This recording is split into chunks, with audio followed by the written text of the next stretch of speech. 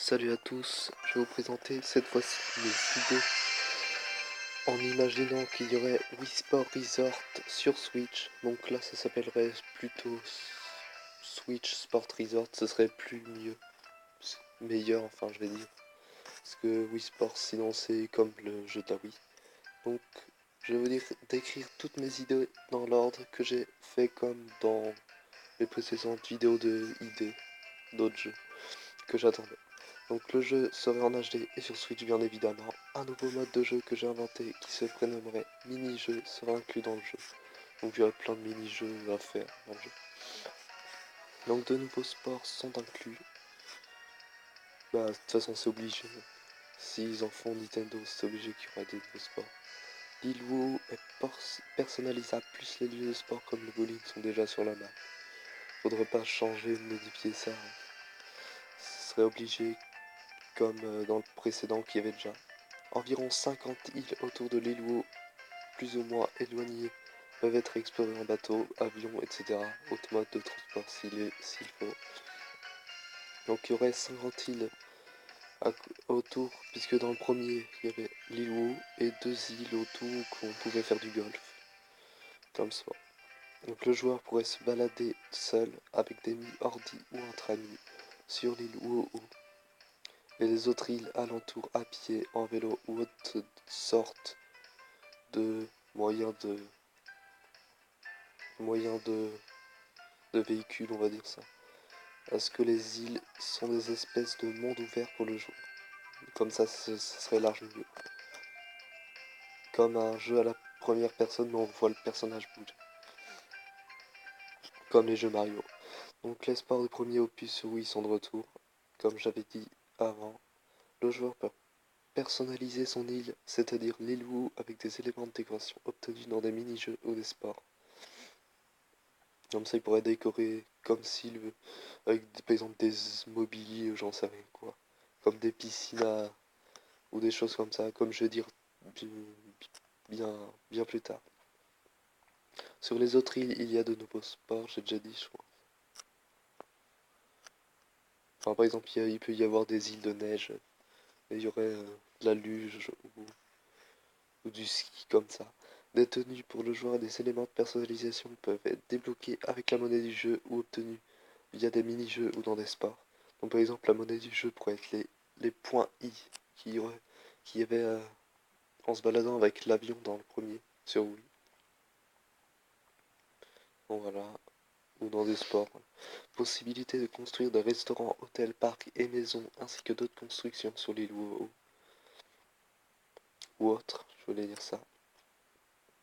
Comme ça décore l'île et ça permet de mieux jouer au jeu. Au lieu de faire que des sports sans se balader, ça serait plus cool. Entre amis en plus, ça permet de créer des liens, etc. De nouveaux véhicules sont tenus via la monnaie des jeux, comme les vélos, les quads. Par exemple, on pourrait se balader en quad sur l'île, et les autres d'ailleurs. Et quand je dis 50, c'est peut-être pas 50, ça peut être plus ou moins, c'est à voir. Il y aurait la météo qui pourrait changer au fil des jours, passant de la pluie au beau temps ou de la neige et une tempête ou orage au fil des saisons. Comme ça serait plus attractif le jeu. Parce que vous pouvez avoir que le beau temps dans le premier, donc ce serait mieux qu'ils rajoutent ça. Des événements journaliers au quotidien peuvent survenir sur l'île ainsi que l'île où ça rajouterait de comment dire, ça rajouterait de l'entracte ou j'en sais rien quoi. Enfin, du plaisir à jouer au lieu de rien faire. Une fois qu'on a fait tous les sports. En créant de nombreux le joueur peut les placer sur les loups où il veut. Ça serait comme Tomodachi Life aussi. Comme ça, on peut les placer. Si par exemple, vous ne voulez pas les ordis qui sont déjà choisis au préalable dans le premier jeu, vous pouvez ceux que vous aimez, vos proches, vos amis les créer.